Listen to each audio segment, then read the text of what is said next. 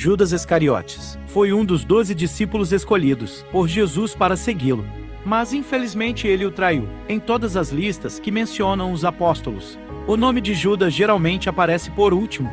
Os evangelhos bíblicos frequentemente se referem a ele apenas como Judas, ou Judas Iscariotes, filho de Simão.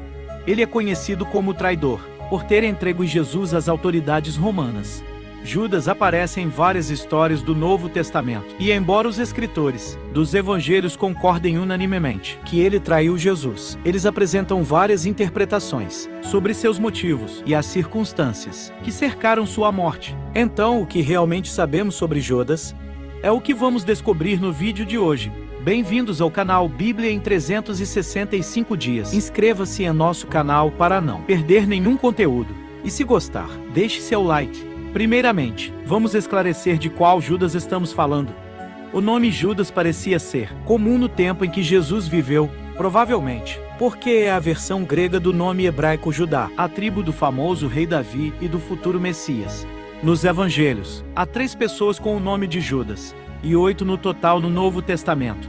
2 deles eram seguidores de Jesus, e um deles era seu meio-irmão, o que pode ter sido um pouco estranho para a família após a morte de Jesus. Também é possível que o irmão de Jesus, Judas, fosse um dos 12 apóstolos. O Judas, que traiu Jesus, é conhecido como Judas Iscariotes, diferentemente dos outros que compartilhavam o mesmo nome, enquanto a Bíblia nos revela como Jesus chamou alguns discípulos para segui-lo. Não há registro de como ele chamou Judas Iscariotes.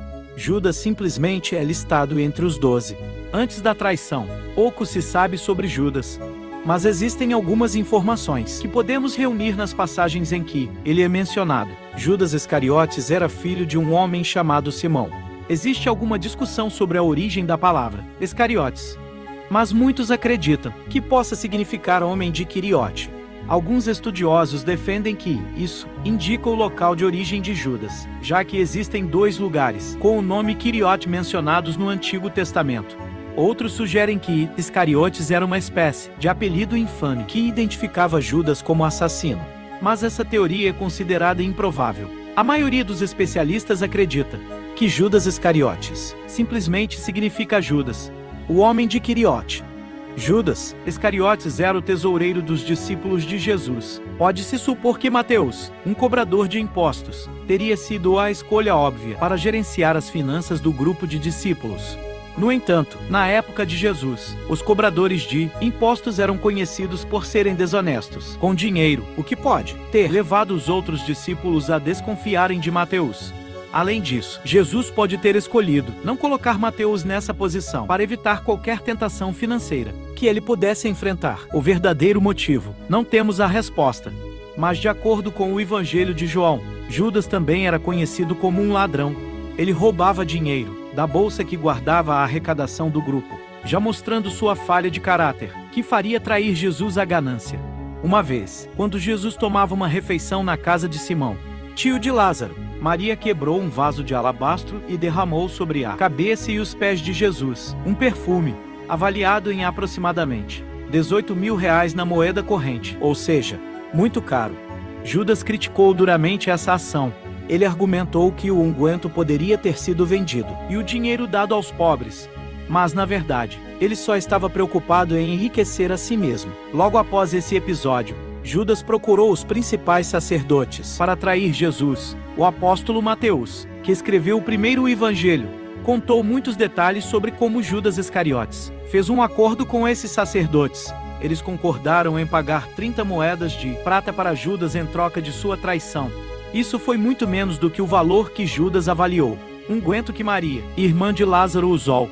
Judas esperou o momento certo para trair Jesus, que acabou sendo na noite em que eles celebraram a Páscoa juntos. Naquela noite, Jesus instituiu a ceia do Senhor. Quando eles estavam jantando, Jesus deu um pedaço de pão a Judas, e a Bíblia diz que Satanás entrou nele. Jesus então disse a Judas para fazer o que ele tinha que fazer logo. Depois disso, Judas saiu e colocou em prática o seu plano, levando soldados romanos para onde Jesus estava. No jardim do Getsêmani, enquanto Jesus orava, Judas o traiu beijando e os soldados o prenderam. Os oponentes de Jesus estavam procurando oportunidades para prendê-lo ou matá-lo, quase desde o início de seu ministério. Mas eles temiam as multidões de pessoas que seguiam Jesus. O mestre sempre escapava antes que alguém pudesse prendê-lo. João 8, 58 a 59. No livro de Lucas, capítulo 22, versículo 6, é mencionado que Judas procurou, especificamente, uma oportunidade para entregar Jesus, quando não havia multidão. João acrescenta que Judas estava familiarizado com o jardim, porque Jesus muitas vezes se reunia lá com seus discípulos.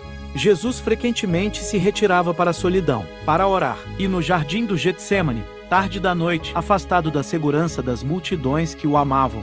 Ele era especialmente vulnerável, e Judas sabia disso. Isso cumpriu profecias do Antigo Testamento, que previram que alguém próximo a Jesus o trairia.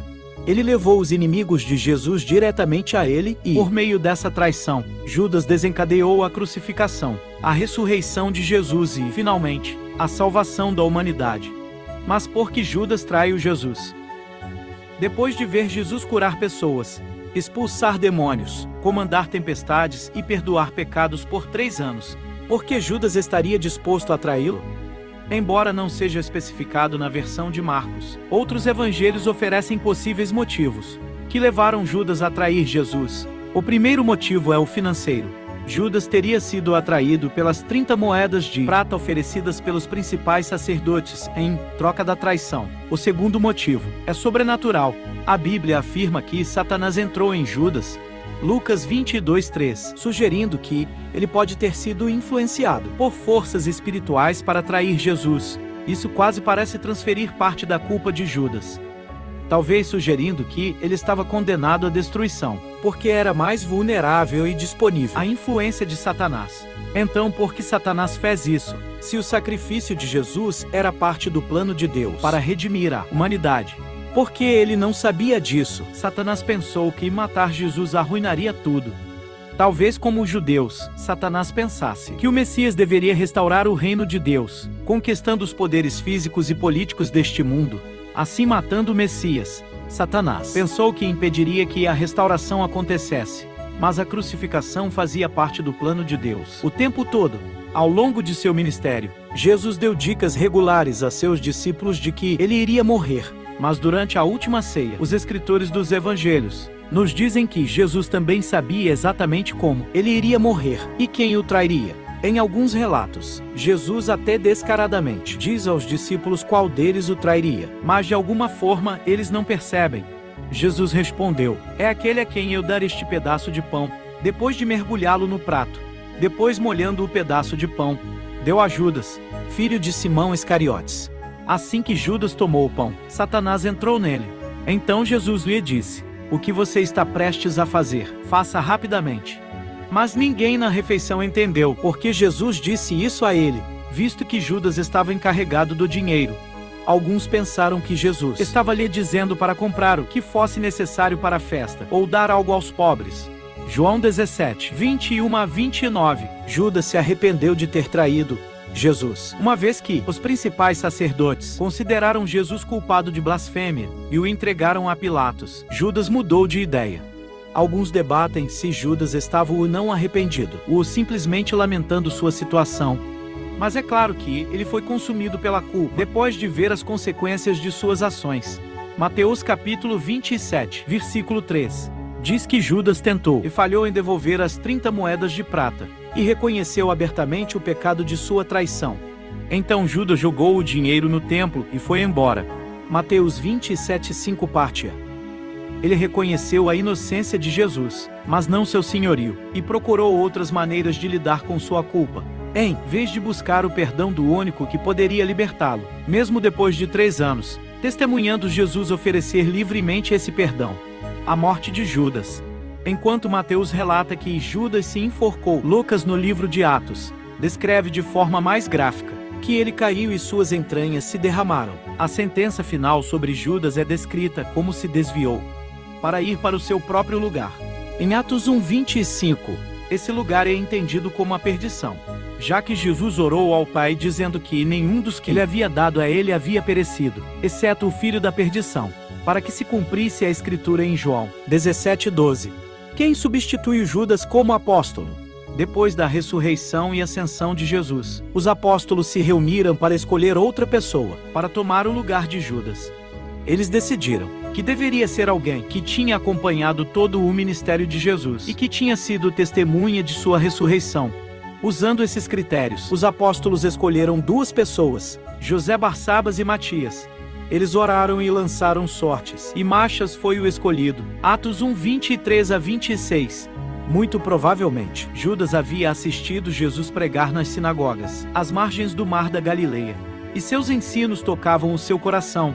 Isso fez com que ele desejasse estar ao lado do Mestre, e Jesus não o repeliu, à medida que andava com Jesus, vendo o modo como ele tratava todos, ouvindo suas palavras de amor, testemunhando seus milagres. Judas se convenceu que o ministério de Jesus era algo superior a qualquer coisa que ele já havia visto. Judas tomou seu lugar no grupo dos 12 amigos mais próximos de Jesus e realizou um ministério evangelístico muito bem-sucedido. Porém, Jesus via a batalha no coração de Judas.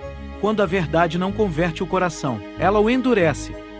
Se você gostou deste vídeo e quer ficar por dentro de mais conteúdos como este, não deixe de se inscrever em nosso canal e ativar o sininho para receber notificações de novos vídeos. Não esqueça de deixar um like e compartilhar com seus amigos. Obrigado por assistir. Deus te abençoe.